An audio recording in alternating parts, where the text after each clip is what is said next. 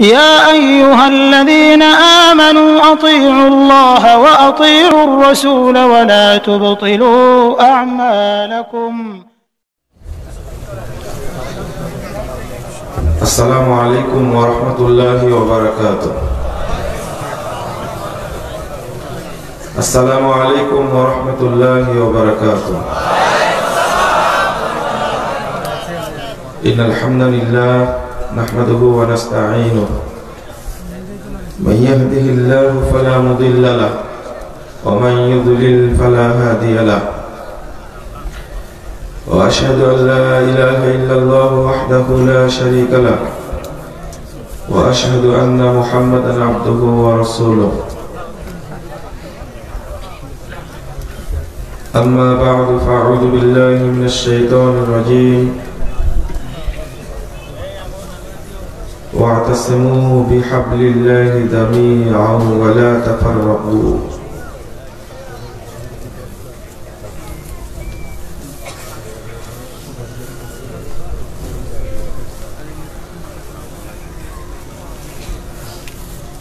عن أبي أمامة الباهلي رضي الله عنه قال قال رسول الله صلى الله عليه وسلم: إن الله لا يقبل من العمل إلا ما كان له خالصا وابتغي به وجهه.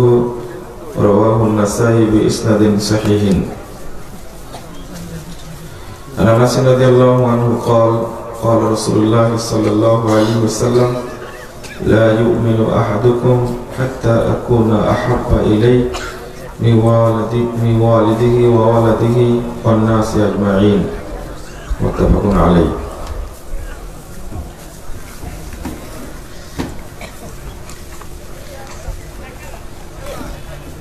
দারুত তাওহীদ সালাফিয়া মাদ্রাসা কর্তৃক আয়োজিত ইসলামী মহাসম্মেলনের উপস্থিত উলামায়ে কেরাম, অতিথিবৃন্দ, সুধী মণ্ডলী, সামনে উপবিষ্ট শ্রদ্ধেয় মুসলিম ভ্রাতৃমণ্ডলী, আমার প্রাণপ্রিয় ছাত্র ও যুবক ভাইয়েরা, পর্দার আড়ালের মা ও বোনেরা, সকলকে আন্তরিক অভিনন্দন জানাচ্ছি। আল্লাহর কাছে দোয়া করছি আল্লাহ যেন আমাদের এই সম্মেলনকে কবুল করে নেন, আমিন। আল্লাহর শুকরিয়া আদায় করছি প্রচন্ড ঠান্ডার মাঝে, এই কুয়াশার মাঝে আপনারা বিভিন্ন এলাকা থেকে এসে সম্মেলনে শরীক হয়েছেন। আল্লাহ যেন আপনাদের আমাদের সকলকে জান্নাতুল ফেরদাউসের মেহমান হিসাবে কবুল করে নেন, আমিন।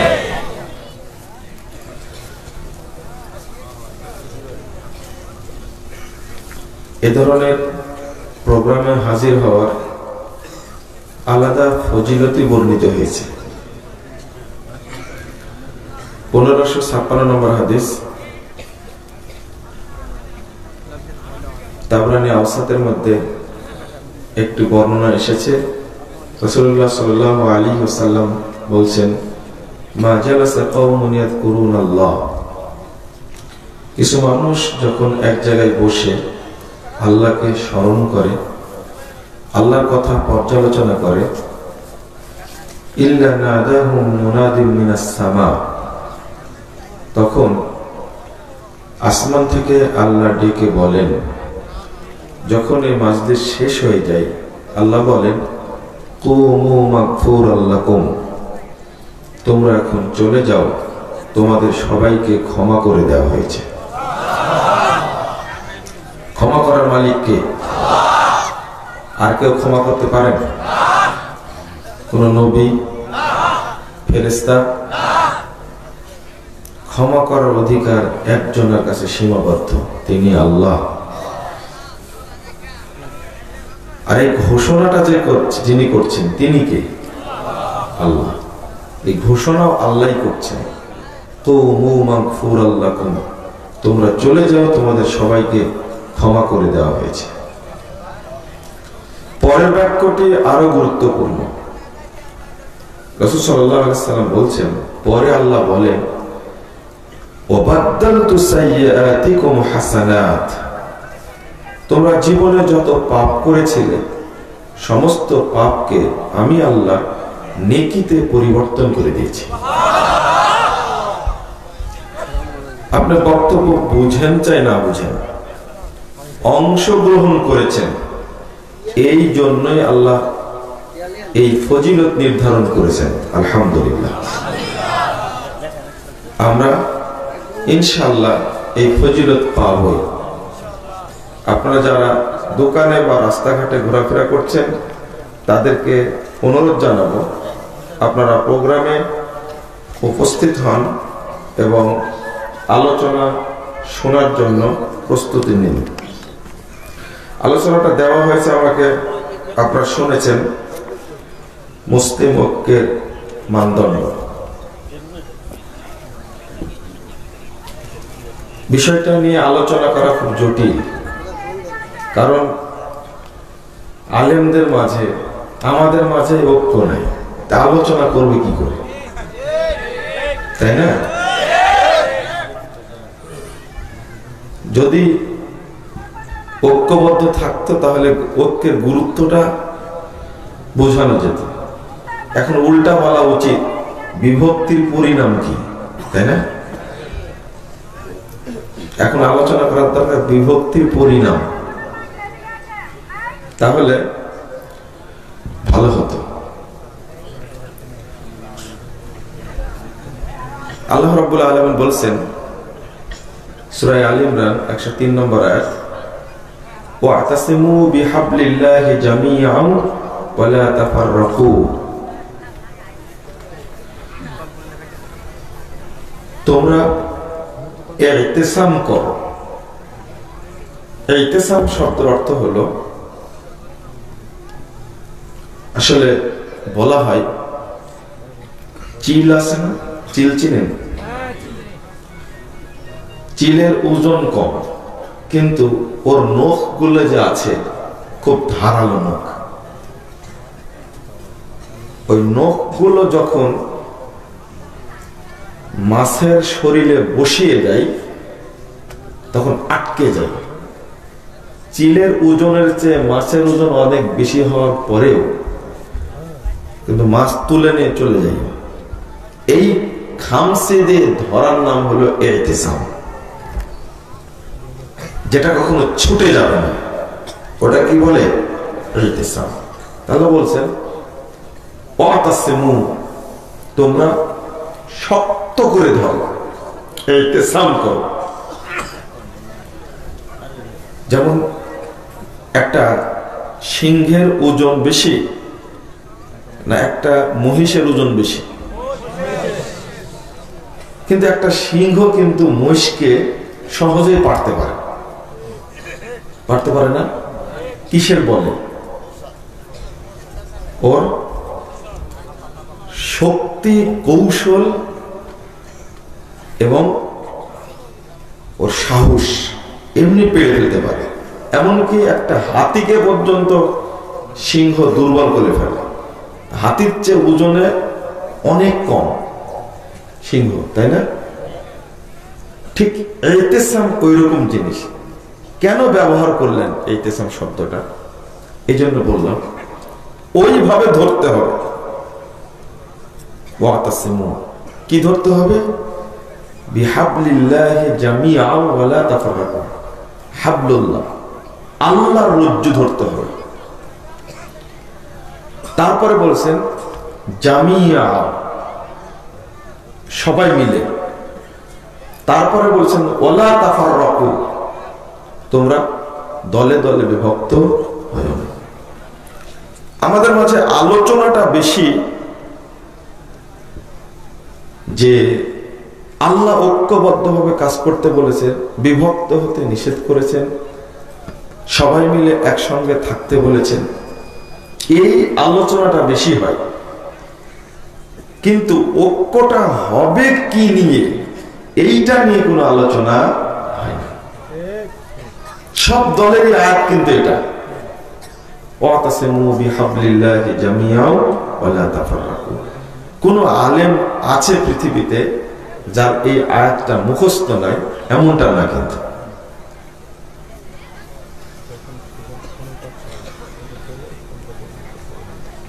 হাবলুল্লাহ শব্দ ব্যবহার করা হয়েছে। যদি হাবলুল্লাহকে আঁকড়ে ধরার মানসিকতা থাকতো তাহলে মুসলিম উম্মাহ দলে দলে বিভক্ত হতো না। যেমন সাহাবা কেরামের যুগে কোন দল ছিল না। আল্লাহ রাসূল সাল্লাল্লাহু আলাইহি ওয়াসাল্লাম এই 23 বছরের নবীয়ত জীবনে কোন দল হতে দিয়েছিলেন না। একটা কৌশল অবলম্বন করেছিলেন, মুনাফিকদের সাথে চলেছেন কিন্তু আর একটা দল করতে দেননি। ফায়সালা দিয়েছে নিজে, আব্দুল্লাহ বিন উবাইয়ের ছেলে, তার নাম আব্দুল্লাহ। তো বাপকে মারতে চেয়েছেন, রাসূল সাল্লাল্লাহু আলাইহি ওয়াসাল্লামের বিরুদ্ধে কটূক্তি করছে। আমি কসম করে বলছি সফর থেকে যাওয়ার পরে যেখানে পাবো বাপকে সেখানে মেরে ফেলে দেবে। কিন্তু আল্লাহ রাসূল কি করেছেন? নিষেধ করেছিলেন না। আব্দুল্লাহ বিন উবাই যে কাঁচা টাটকা নগদ পাকা মুনাফিক, এতে কোনো সন্দেহ ছিল? আল্লাহ রাসূল জানতেন না? জানতেন। এরপরে মুনাফিকের সাথেই চলেছে, আর একটা আখড়া দল করতে দেননি। এই কৌশলটাও আমাদের মধ্যে নাই।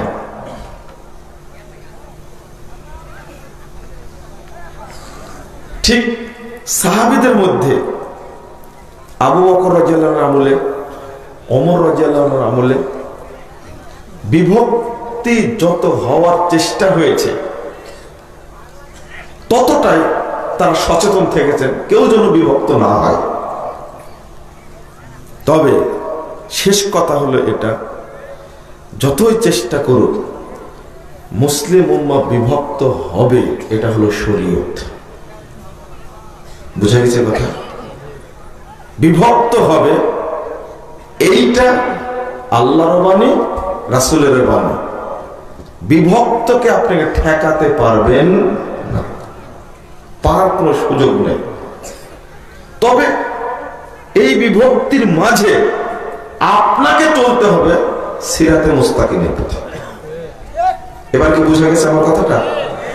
বিভক্ত হোক, কিন্তু আপনার আমার দাবি হতে হবে যে আমি ঐক্যের উপরে টিকে থাকবো, আমি সিরাতে মুস্তাকিমে টিকে থাকবো। যে যে দলে অংশগ্রহণ করুক না কেন সেটা আমার দেখার বিষয় না। কারণ সিরাতে মুস্তাকিমের বাহিরে গেলে বিভক্তি হয়ে যায়। প্রথমটা বলি, আহাদিসুল মুখতারা একটা গ্রন্থের নাম, জিয়াল মাকদেসি, এই গ্রন্থের হাদিসের গ্রন্থের সংকলন। এই হাদিসের 40-87 নম্বর হাদিস এসেছে, রাসূলুল্লাহ সাল্লাল্লাহু আলাইহি ওয়াসাল্লাম আবু বকরকে বললেন যে তুমি যাও অমুককে হত্যা করে আসো। আবু বকর রাদিয়াল্লাহু আনহু গেলেন হত্যা করতে। যার পরে দেখছে এ রুকু করছে। কি অবস্থায় আছে? রুকু অবস্থায়। সাহাবীরা রুকু করা মানুষকে মারতে পারে? তাও আবু বকর সম্ভব, মারতে না পারে ফেরত চলে এসেছে। এসে বলছে আল্লাহ রাসূল রুকু করা অবস্থায় দেখলাম, আমাকে মারবো কি করে? এবার পাঠালেন ওমরকে, ওমর তুমি যাও ওকে হত্যা করে আসো।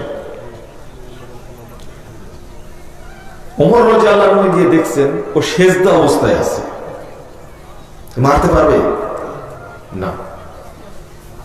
তখন ফিরে এসে বলছেন আল্লাহ রাসূল আমি নিজে দেখছি ও সেজদা করছে আল্লাহকে, ওকে মারবো কি করে? একটু খেয়াল করুন হাদিসটা। এবার আল্লাহ রাসূল পাঠান আলীকে, যে একে নির্দেশ দিলে ও কোন অবস্থা আছে সেটা দেখবে না, যা নির্দেশ সেটাই কার্যকর করে। আলী রাদিয়াল্লাহু আনহু গেলেন, যায়া দেখছে যে নাই, চলে গেছে। কোথায় চলে গেছে পেলেন না। আলী রাদিয়াল্লাহু আনহু ফিরে এসে বলছেন মা ওয়াজাদতু, আল্লাহ রাসূল বললেন পেলাম না, কোথায় যে গেল। তখন আল্লাহ রাসূল বললেন লাউ কতালতাহু, তুমি যদি তাকে হত্যা করতে পারতে আজকে, মাখতালাফাত ফি দীনিল্লাহ, তাহলে এই দ্বীনের মধ্যে ইখতিলাফ করার কেউ থাকতো। যেহেতু হত্যা করতে পারেনি, ইখতিলাফ কিয়ামত পর্যন্ত থেকেই কথা বোঝা গেছে। এইটা ছিল খারেজিদের নেতা। আল্লাহ চাচ্ছিলেন ওকে হত্যা করে ফেললে আর কেউ বিভক্তি সৃষ্টি করতে পারবে না, কিন্তু চাননি কে? আল্লাহ চাননি। এইটা হলো মুসলিম উম্মার জন্য পরীক্ষা। বুঝাতে পেরেছি কি? এটা আমাদের জন্য পরীক্ষা, কঠিন জিনিস। আর একটা দিক খেয়াল করেন, বিভক্তি সৃষ্টি করবে যে তারাও কিন্তু নামাজি হবে, তারা একনিষ্ঠভাবে সালাত আদায় করবে, রুকু করবে, সিজদা করবে। শুধু তাই না, সহিহ বুখারীর 1755, সহিহ মুসলিমের 1755 নম্বর হাদিস এসেছে, রাসূল সাল্লাল্লাহু আলাইহি ওয়াসাল্লাম বলছেন এদের পরিচয়টা এমন হবে, তাহকিরুনা সালাতাকুম মা সালাতিহিম ওয়া সিয়ামাকুম মা সিয়ামিহিম ওয়া আমালাকুম মা আমালিহিম। তাদের আমল দেখে তোমরা নিজেদেরকে তাচ্ছিল্য করবে যে তাদের আমলই হয়তো কবুল হচ্ছে, আমার আমল কবুল হবে না। তাদের ইবাদতই কবুল হচ্ছে, আমাদের কবুল হচ্ছে না।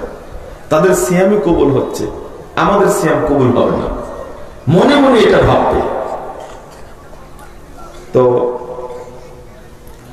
আল্লাহ রাসূল বললেন ফাকতুলুহুম হাইসু ওয়াজাদতুমুহুম, তোমরা তাদেরকে যেখানেই পাবে সেখানেই হত্যা করো। আর ওয়াইন ওয়াজাদতুহুম, আমি যদি পাই লাআতুলান্নাহুম কাতলা আদ, আদ জাতিকে যেভাবে ধ্বংস করা হয়েছে আমি মুহাম্মদ তাদেরকে হত্যা করে ধ্বংস করে দেব। তাহলে এই হাদিসে প্রমাণ করে যে এরাই সালাত পড়বে, সিয়াম পালন করবে, আপনাদের চেয়ে অনেক সুন্দর।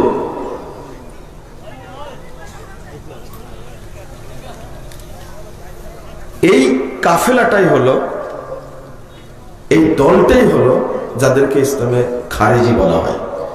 এরাই ফতোয়া দিয়ে আলী রাদিয়াল্লাহু আনহুকে হত্যা করেছে, ওসমান রাদিয়াল্লাহু আনহুকে হত্যা করেছে, এবং উমর রাদিয়াল্লাহু আনহুকে হত্যার পিছনে এদেরই একটা টার্গেট ছিল।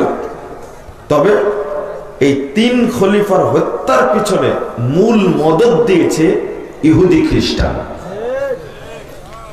আর ওই খারেজিদের বর্তমান নতুন নাম হলো আপনার চরমপন্থী, যাদেরকে বলছে জঙ্গি। এবং সারা পৃথিবীতে মুসলিম উম্মার এই অবস্থাটা সৃষ্টি করবে, অস্থিরতা সৃষ্টি করবে, এটা কিয়ামত পর্যন্ত থাকবে। যেহেতু আল্লাহ রাসূল নির্মূল করতে পারলেন না, এটা থেকে যাবে। আজ যেমন আছে কিয়ামত পর্যন্ত এটা থাকবে। বিভক্তির গোড়াটা আপনাদেরকে বললাম, এখান থেকে শুরু হয়েছে বিভক্তি। তারপরে হয়ে গেল, চিহ্নিত হয়ে গেল, খারেজি হয়ে গেল এক ভাগ, শিয়া হয়ে গেল এক ভাগ, তারপরে মুরজিয়া হয়ে গেল এক ভাগ, কাদারিয়া হয়ে গেল এক ভাগ। এই চারটা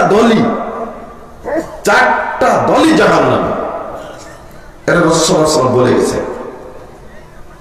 খারেজিদের সম্পর্কে আল্লাহ রাসূল বললেন কিলাবু মিনান নার, আল খাওয়ারিজ কিলাবু মিনান নার, খারেজিরা হবে জাহান্নামের কুকুর।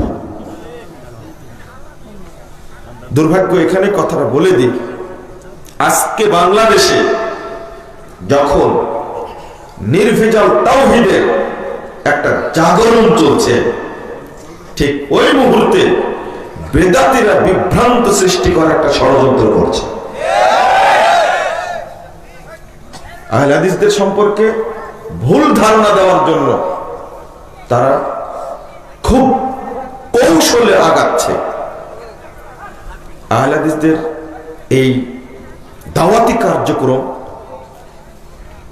তাদের প্রচেষ্টা, তাদের সেমিনার, তাদের মাদ্রাসা, মসজিদ, এইগুলোতে যেন আলোচনার সুযোগ না থাকে এই জন্য তৎপরতা চালাচ্ছে অত্যন্ত সুকৌশলে। একটা নীল নকশা বাস্তবায়ন করার জন্য চেষ্টা চালাচ্ছে। তবে যতই বলি, এই যে মাঝখানে শুনলেন একজন ডিএমপি কমিশনার একটা মন্তব্য করতে যে ছেড়ে দিল, জেএমবিদের 90% আহলে হাদিস আকীদা থেকে এসেছে। আহলে হাদিস আবার জেএমবি হয় কি করে? সন্ত্রাসীর কোনো পরিচয় আছে নাকি? তাহলে আপনি এই কথা বললেন কি করে? একটু ভেবে বলার দরকার ছিল। যারা সন্ত্রাসী তাদের কোনো পরিচয় নাই। বুয়েটে আবরারকে হত্যা করলো, সারা রাত পিটিয়ে পিটিয়ে পিটিয়ে ছেলেটাকে মেরে ফেলে দিয়েছে। এর একটা দলের সন্ত্রাসী না?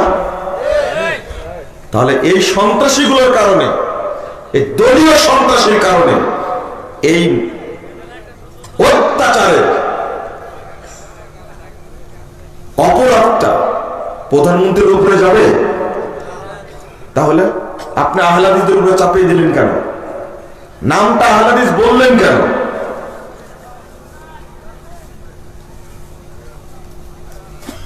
ছাব্বিশ জনকে আজীবন বহিষ্কার করেছে সেখান থেকে। এগুলো সব হলো দলীয় সন্ত্রাসী। পিলখানায় 156 জন অফিসারকে হত্যা করেছে। জেএমবিরা ক্ষতি করেছে অনেক, এটা ঠিক, কিন্তু পিলখানার ঘটনার মতো ক্ষতি করতে পারেনি এখন। ওরা কোথায় পড়াশোনা করেছে? যখন প্রধানমন্ত্রী বলছেন যে মাদ্রাসায় পড়ুয়া ছেলেরা জেএমবির সাথে জড়িত না, স্বরাষ্ট্রমন্ত্রী বলছেন মাদ্রাসা পড়ুয়া ছেলেরা জেএমবির সাথে জড়িত না, বরং এখন জেনারেল শিক্ষিত ছেলেরা জেএমবির সাথে জড়িয়ে পড়ছে। আর আপনি একটা মন্তব্য ছেড়ে দিলেন।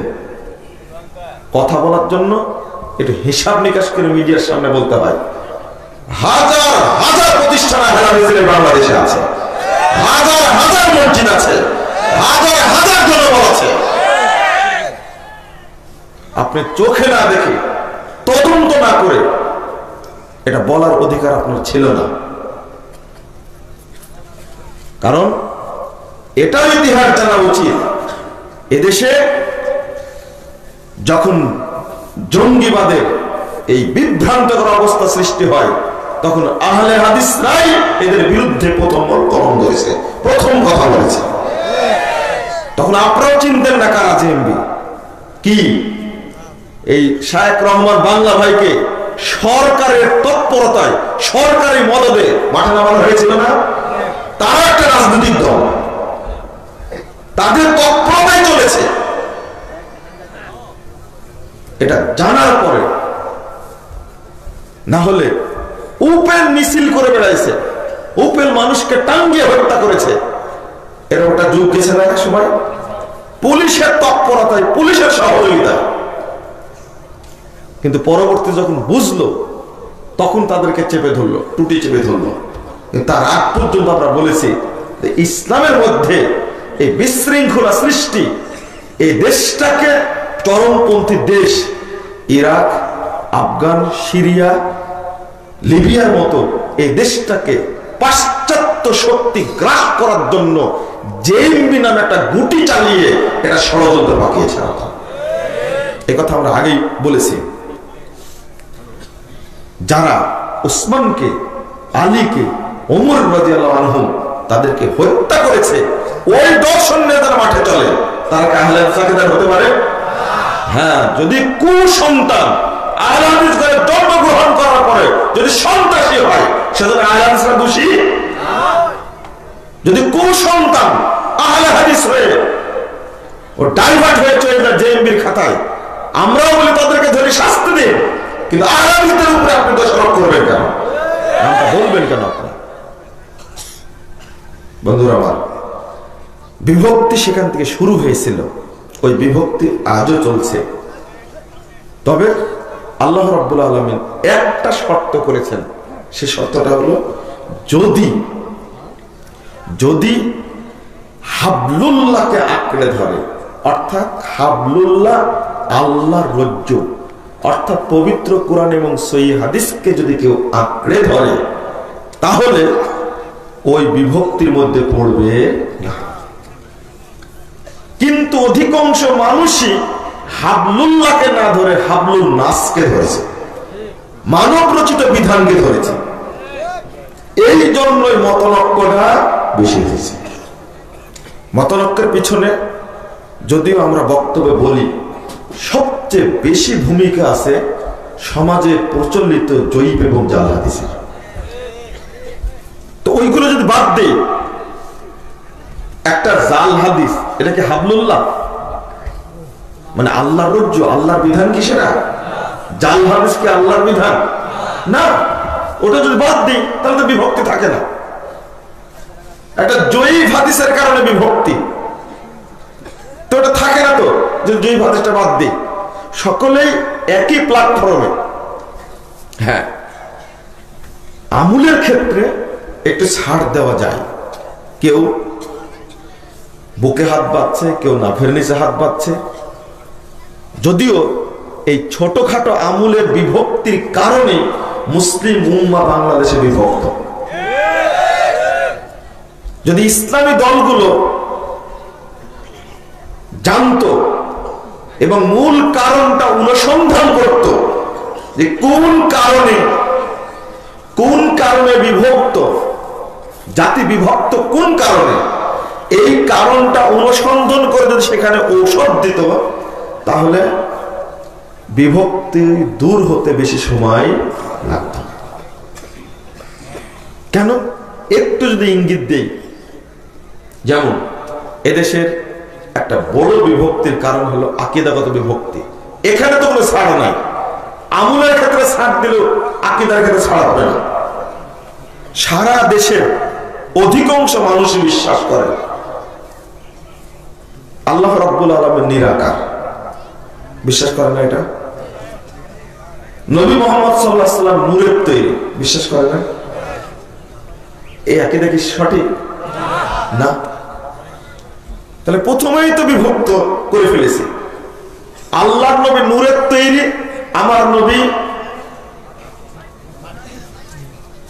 এক শ্রেণীর মানুষ বলছে নবী নূরের তৈরি, কিন্তু কোরআন এবং সহিহ হাদিস অনুযায়ী বোঝা যায় নবী মুহাম্মদ সাল্লাল্লাহু আলাইহি ওয়াসাল্লাম মাটির তৈরি। এই সমাধানটা আগে করতে পারিনি। নূরের তৈরি এর পিছনে আছে জাল হাদিস। আউয়ালু মা খালাকাল্লাহু নূরি, আল্লাহ সর্বপ্রথম সৃষ্টি করেছেন আমার নূরকে। আগে মনে করতাম যেটা হাদিস, এবং খুঁজতে যায় দেখছি কোনো হাদিসই না, এটা এমনি একটা মন্তব্য, কোন দলিলে বর্ণিত হয়নি এটা। তারপরে আর একটা লম্বা হাদিস বর্ণনা করেছে আল্লাহর নূরে নবীর সৃষ্টি, আর নবীর নূরে সারা জাহানের সৃষ্টি। এই আকীদা পোষণ করলে তার ঈমান থাকবে। কারণ আল্লাহর নূরে নবীর সৃষ্টি এই কথা বললে নবী মুহাম্মদ সাল্লাল্লাহু আলাইহি ওয়াসাল্লাম আল্লাহর অংশ হয়ে গেল। কেউ খেয়াল করেনি বিষয়টা। তো যদি আমি জাল হাদিসগুলোকে বাদ দিতে পারতাম, তাহলে তো আর বিভক্তি থাকতো না। সবাই বিশ্বাস করতো নবী মুহাম্মদ সাল্লাল্লাহু আলাইহি ওয়াসাল্লাম মাটির তৈরি। আর একটা আল্লাহ রাব্বুল আলামিন বলেছেন আর রহমান আল আরশিস ইস্তাওয়া, রহমান আল্লাহ আরশের উপরে সমুন্নত। এবার কি করেছে? খুব চমৎকার একটা কথা বলে দিয়েছে যে যেহেতু আল্লাহ আরশে সমুন্নত, একটা জাল হাদিস তৈরি করেছে। এই ফকিরদের হাদিস এটা, কুলুবুল মুমিনি আরশুল্লাহ, মুমিনদের হৃদয় হলো আল্লাহর আরশ।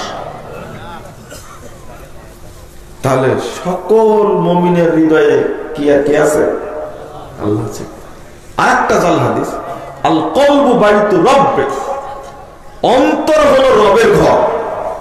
অন্তর হলো রবের ঘর, মানে যত অন্তর আছে সবগুলোর মধ্যে কি আছে? আল্লাহ আছে।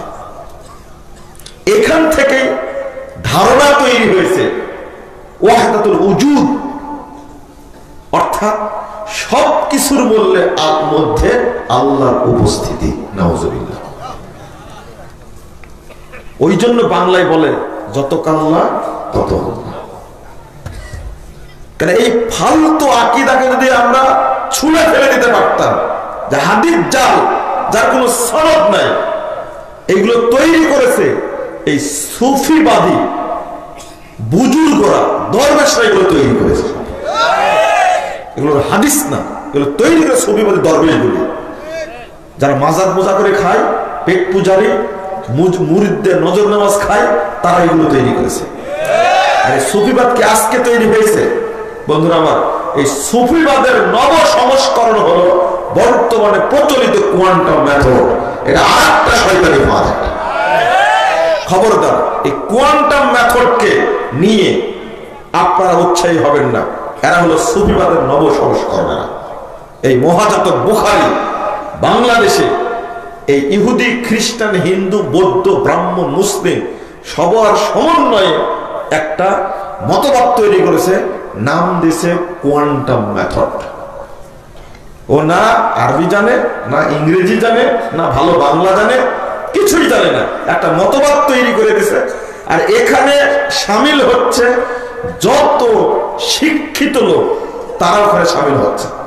সব শ্রেণীর মানুষ ওখানে সামিল হতে পারে, কারণ এই চারটা দর্শনের আকলে সুফিবাদের জন্ম। কয়টা দর্শন? চারটা। একটা হলো পারসিক, গ্রিক, হিন্দু আর ব্রাহ্মণ। এই যে মাহমুদুল হাসান, দেখবেন এই বইটার মধ্যে তিনি লিখে গেছেন। আমি বইটা পড়তে গিয়ে ভাবছি যে এই ভদ্রলোক জানলেন কি করে যে সুফিবাদের জন্ম চারটা দর্শনের আলোকে তিনি লিখে গেছেন। ইসলামের ইতিহাস বইটার মধ্যে লিখে গেছেন। আমি আশ্চর্য হয়ে গেছি যে এই তথ্য তিনি কিভাবে পেলেন।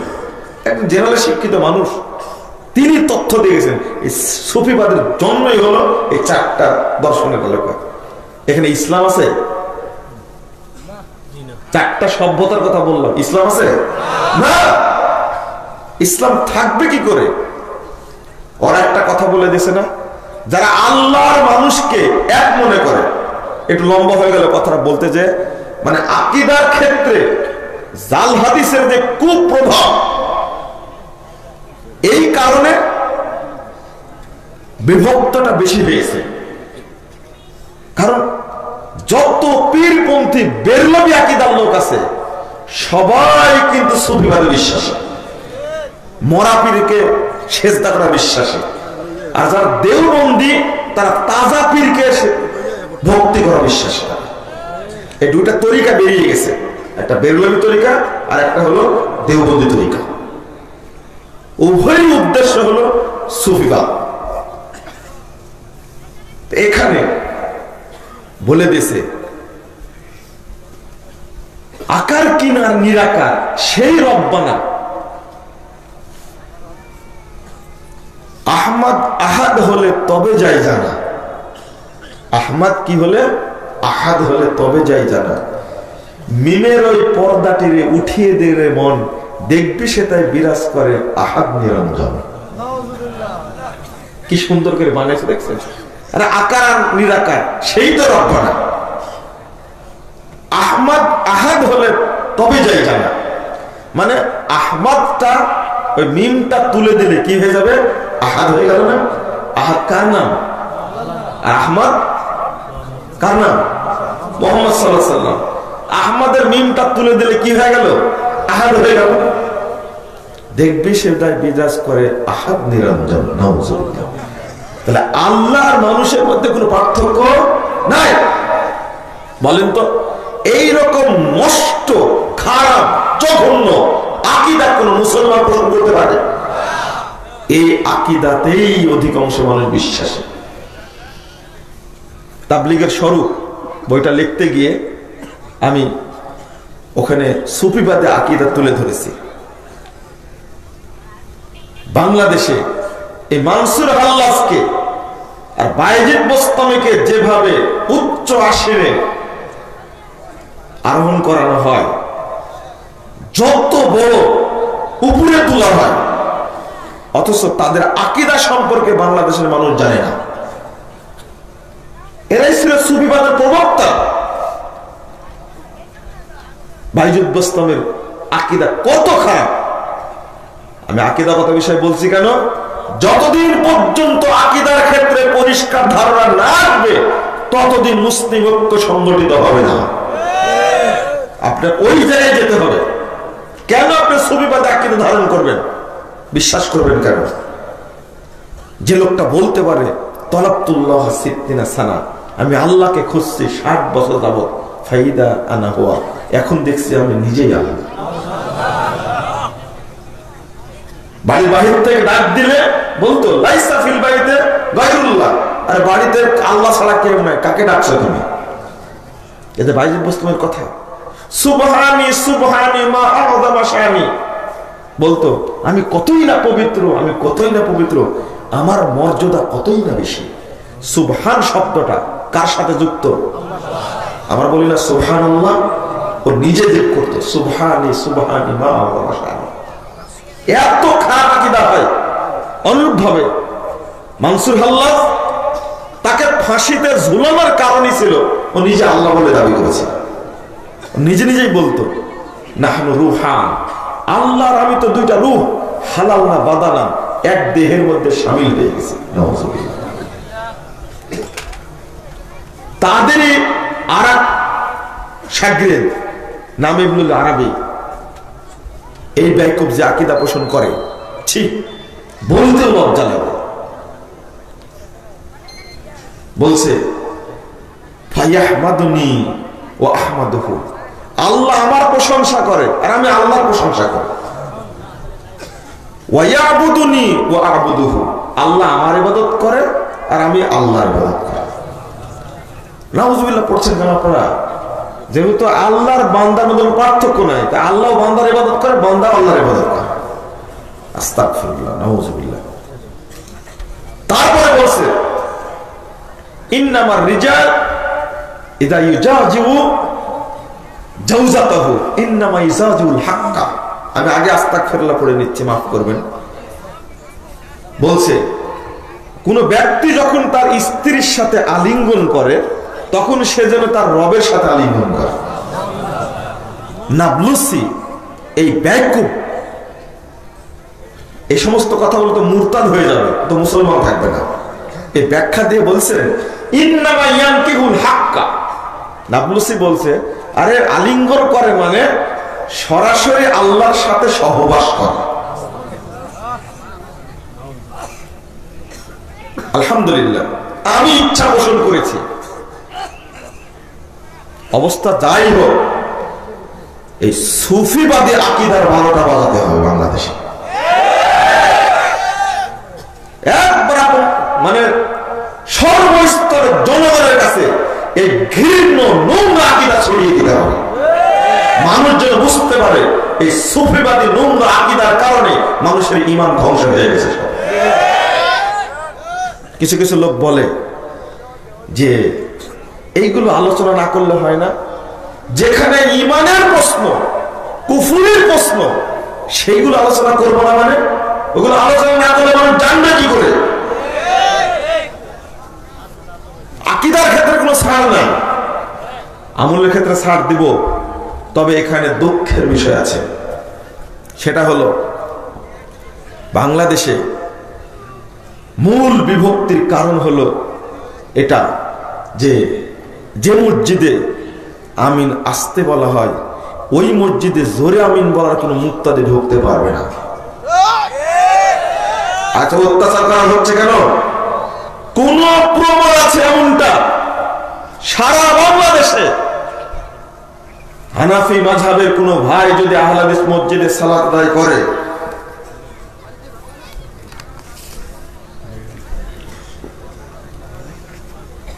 হানাফি মসজিদে হানাফি কোনো ভাই যদি আহলে হাদিস মসজিদে সালাত আদায় করে, নাভির নিচে হাত বেঁধে রফুল আদান না করে তাকে মসজিদ থেকে বের করে দেওয়া হয়েছে, এরকম কোন প্রমাণ আহলে হাদিস কোন মসজিদে ঘটেছে?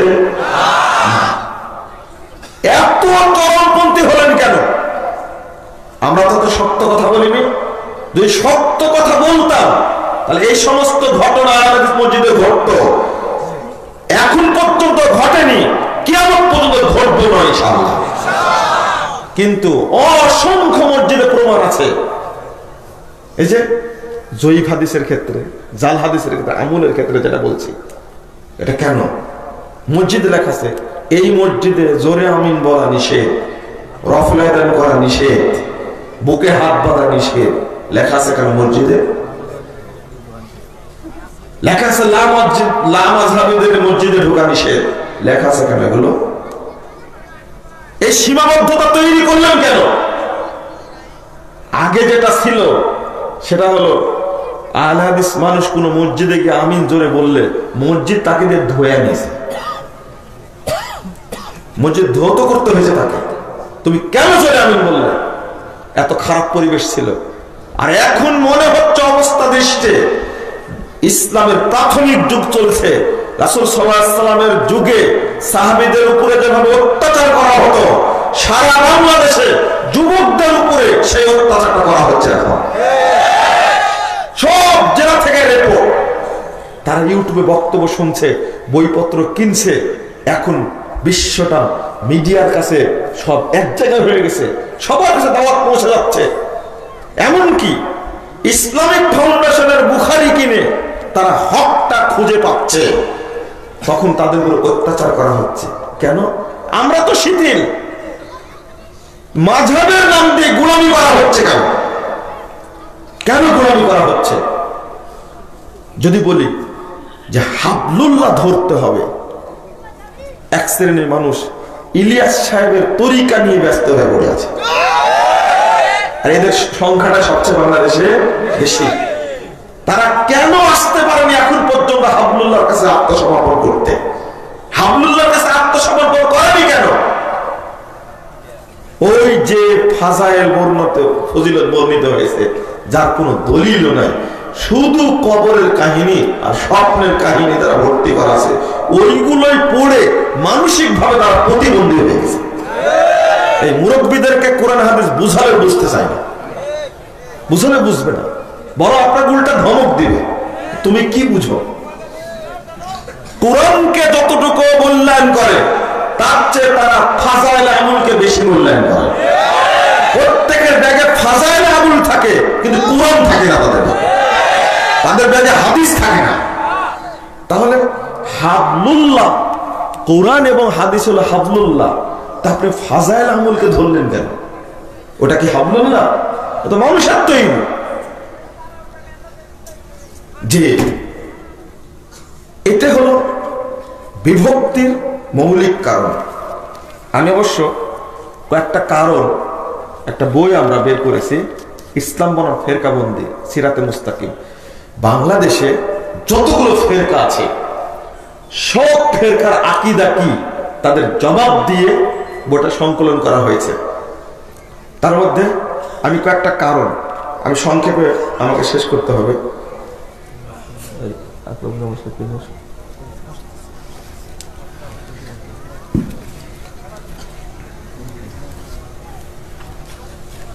কারণ, এক নম্বর কারণ হলো গোলামি এবং বিদ্বেষ।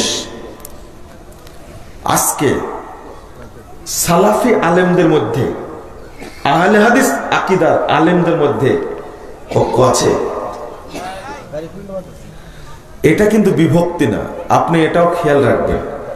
আকীদাগত বিভক্তি না হওয়া পর্যন্ত সেটাকে বিভক্তি বলা যায় না, আর এটাকে ফেরকাও বলা যাবে না। আহলে হাদিস উলামায়ে কেরাম সবার আকীদা আমল কিন্তু কি এক? বলেন আলহামদুলিল্লাহ। অন্তত এই জায়গায় বুঝতে পেরেছি তো আমরা।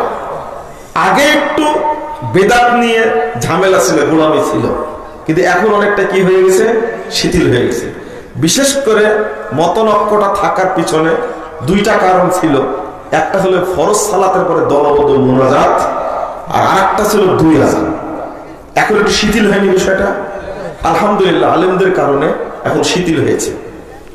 কিন্তু তারা একসঙ্গে হতে পারতেন, আমরা একসঙ্গে কথা বলতে পারতাম, কিন্তু জিদ, গোলামি, অহংকার, বহিষ্কার, তিরস্কার এইগুলোর কারণে আলাদা হয়ে গেছে।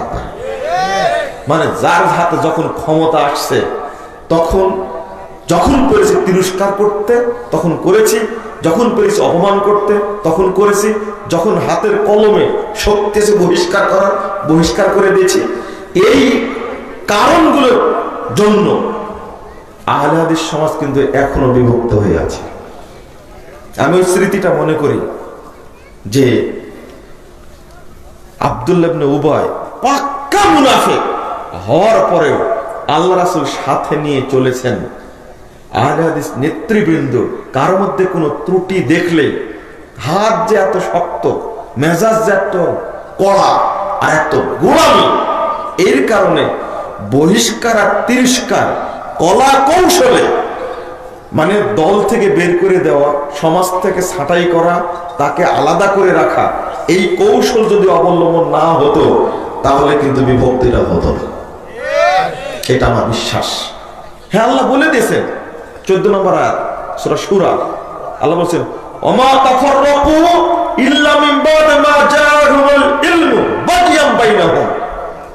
তাদের বিভক্তির মূল কারণ হলো এলেম এসেছে, বিভক্ত হয়েছে, বাগিয়াম বাইনাহুম, তাদের মধ্যে স্বেচ্ছাচারিতা, আমিত্ব, অহংকার, জিদের কারণে তারা কি হয়ে গেছে, দলে দলে বিভক্ত হয়েছে। এই কথা কি আমার না আল্লাহ? আল্লাহ। অনেকগুলো আয়াত আছে। আপনি গোলামি করে যদি চলেন, বিভক্তিটা কিন্তু দোষ আল্লাহর না, দোষ মানুষের।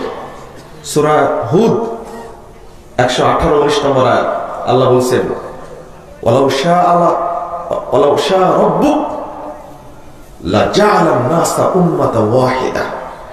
আল্লাহ যদি চাইতেন তাহলে এক উম্মত ভক্ত করতেন সবাইকে, কিন্তু ওয়ালা ইয়াযালুনা মুখতালিফিন, কিন্তু মানুষরা দলে দলে বিভক্ত হতেই থাকলো, দলে দলে বিভক্ত হতেই থাকলো। আল্লাহ নিজে বলছেন ইল্লা মান রাহিমা রাব্বুক, তবে তারা দলে দলে বিভক্ত হবে না যার প্রতি আল্লাহর রহমত রয়েছে।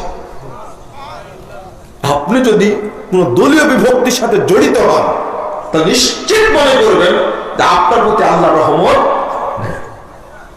বুঝেননি কথা আমার? আপনি থাকবেন সিরাতে মুস্তাকিমের উপরে, মানহাজের উপরে, অর্থাৎ মান আলাইহি ওয়া আসহাবি। এর সমাধানটা হলো আল্লাহ, রাসূল এবং সাহাবায়ে কেরাম যে আমল এবং আকীদার উপরে ছিলেন, ওই আমল এবং আকীদা ফলো করলেই আপনি সিরাতে মুস্তাকিমের অন্তর্ভুক্ত, আপনি জান্নাতীদের অন্তর্ভুক্ত। আল্লাহ রাসূল সেটা বলে গেছেন। তিরমিজির হাদিস 93 পৃষ্ঠা 2য় খণ্ডের তিরমিজির মধ্যে এসেছে, অর্থাৎ মান আলাইহি ওয়া আসহাবি।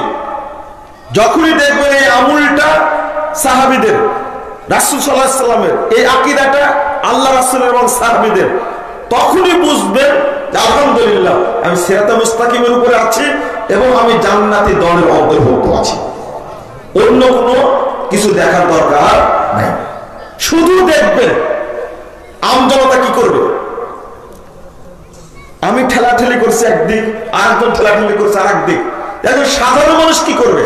আল্লাহ ওইটাই বলে দিচ্ছেন ইল্লা মা রাহিমা রাব্বুক। আমরা সালাতে বলি না ইহদিনাস সিরাতাল মুস্তাকিম, বলি না? আলহামদুলিল্লাহ, সেটা বলবো, সিরাতাল মুস্তাকিম পাবো। আর মৌলিক দিক হলো যেহেতু দলে দলে বিভক্ত হতেই থাকবে, আল্লাহ রাসূল নিজেই বলে গেছেন ইহুদি খ্রিস্টানরা বিভক্ত হয়েছিল 72টি দলে, আমার উম্মত বিভক্ত হবে 73 দলে, সবগুলো জাহান্নামে যাবে একটি ব্যতীত। ওই একটি কারা? যাদের মধ্যে আল্লাহ রাসূলের এবং সাহাবীদের আকীদা আমল আছে, তারাই হলো জান্নাতি। আল্লাহ রাসূল বলেন মান আলাইহি ওয়া আসহাবি। এখানে আল্লাহ নবী বলেননি ওই দলের মধ্যে থাকলে জান্নাতি দল, এটা বলেননি। এই মান আলাইহি ওয়া আসহাবি আল্লাহ রাসূলের আকীদা এবং সাহাবীদের আকীদা আমলের উপরে কারা আছে তাদেরকে একটা নাম বলে দিয়েছেন। হাদিসের মধ্যে এসেছে, কখনো এসেছে আহলুস সুন্নাহ, কখনো এসেছে আহলুস সুন্নাহ ওয়াল জামাআহ, কখনো এসেছে আত-তাইফাতুল মানসুরা, কখনো এসেছে আত-তাইফাতুজ যাহিরা, কখনো এসেছে আপনার আসহাবুল হাদিস, কখনো আসছে আহলে হাদিস, আহলুল হাদিস। এই নামগুলো হলো হকপন্থীদের বৈশিষ্ট্যগত নাম। আলহামদুলিল্লাহ, আপনারা বিভ্রান্তির কাতারে তখনই পড়ে যাবেন যখন কোন নির্দিষ্ট গণ্ডির মধ্যে ঢুকে যাবেন। মুমিন কখনো নির্দিষ্ট গণ্ডির মধ্যে ঢুকতে পারে না। এই দিকটা আপনাদের অবশ্যই খেয়াল রাখতে হবে যে আমি কোন নির্দিষ্ট গণ্ডির মধ্যে ঢুকবো না। আমি রাসূল সাল্লাল্লাহু আলাইহি ওয়াসাল্লামের আকীদা আমল লালন করব, সাহাবীদের আকীদা আমলকে মেনে নিব। কয়েকটা কারণ বলে নি সংক্ষেপে। আরেকটা হলো বিভ্রান্তিকর আকীদা, যেটা আমি আলোচনা করলাম। আরেকটা হলো জাল জয়ীফ হাদিস, এটাও আপনাদের বলে দিলাম।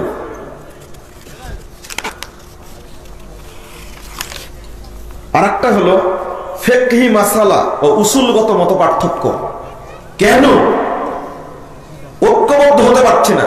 মানে আল্লাহর রজ্জু থেকে পৃথক হওয়ার কারণে আমরা ঢুকে গেছি এই সমস্ত পথে। শয়তান ফাঁক পেয়েছে, এগুলো ঢুকাই দিয়েছে। আমরা আলহামদুলিল্লাহ একটা কারণ কিভাবে আবার এক প্ল্যাটফর্মে জমা হওয়া যায় কয়েকটা কারণ উল্লেখ করেছি। নিঃস্বার্থ দ্বিধাহীন চিত্তে কোরআন সুন্নাহর কাছে আত্মসমর্পণ 1 নম্বর।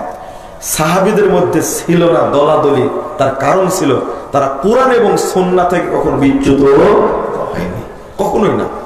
তবে মাসালাগত কিছু ইখতিলাফ ছিল, কিন্তু দলীয় গোলামি ছিল না। একটা হলো ইখতিলাফ আর একটা হলো ইফতিরাক। ইখতিলাফ মানে মতৈক্য আর ইফতিরাক মানে দলাদলি। ইখতিলাফ হতে পারে, আমার সাথে আরেকজন আলেমের ইখতিলাফ হতে পারে না? শেখ বিন বাজের সাথে শেখ আলবানী রাহিমাহুল্লাহ কি ইখতিলাফ হয়নি? কিন্তু তারা কি কোনো দলের মধ্যে বিভক্ত হয়ে গেছিলেন? না। আমাদের মধ্যে প্রবণতা হলো এটা যে আমাকে একটা দল করতে হবে, আমাকে একটা মাযহাব তৈরি করতে হবে, তাহলে আমাকে দলীয় প্রধান হতে হবে, দলীয় নেতা হতে হবে। এই প্রবণতাটা বেশি হওয়ার কারণে ইখতিলাফটা বেশি বাড়ছে। কেন? ইখতিলাফ হতে পারে, তাই বলে কি আরেকটা দল করতে হবে? না, দল করার সুযোগ ইসলামে নাই, কোনো সুযোগই নাই। আমি আগেই বলে দিয়েছি, কিন্তু বর্তমান যে বিভক্তিটা চলছে, যদি কোরআন সুন্নাহর সামনে আত্মসমর্পণ করতাম তাহলে ভালো হতো। আরেকটা হলো দ্বীনি ভ্রাতৃত্ব প্রদর্শন করা। যদি পরস্পরের মধ্যে অলা এবং বাড়ার সম্পর্কটা থাকতো তাহলে আমরা বিভক্ত হতাম না। এক আহলে হাদিস ভাই আর এক আহলে হাদিস ভাইয়ের সাথে কেন সাধারণ বিষয় নিয়ে এত দূরত্ব থাকবে? কেন? আকীদা এক, আমল এক, অথচ বিভক্ত হয়ে গেছে কেন? আমি রফুল আদমকে সালাত আদায় করি, আপনি রফুল আদমকে সালাত আদায় করেন, আপনি বিশ্বাস করেন আল্লাহ আরশের সমুন্নত, আমিও বিশ্বাস করি আল্লাহ আরশের সমুন্নত। তাহলে দুনিয়াবি কারণে, গোলামির কারণে যদি ইখতিলাফ হয়ে যায় তাহলে কি আমরা বাঁচতে পারবো? না। আমরা পরামর্শ দিই, আপনাদেরকে অনুরোধ করছি, পৃথিবীর যেখানেই থাকুক না কেন অল্প সংখ্যক মানুষ কোরআন এবং সহিহ হাদিস অনুসারী, আপনারা কেউ পরস্পরের প্রতি বিদ্বেষ রাখবেন না। বলুন ইনশাআল্লাহ।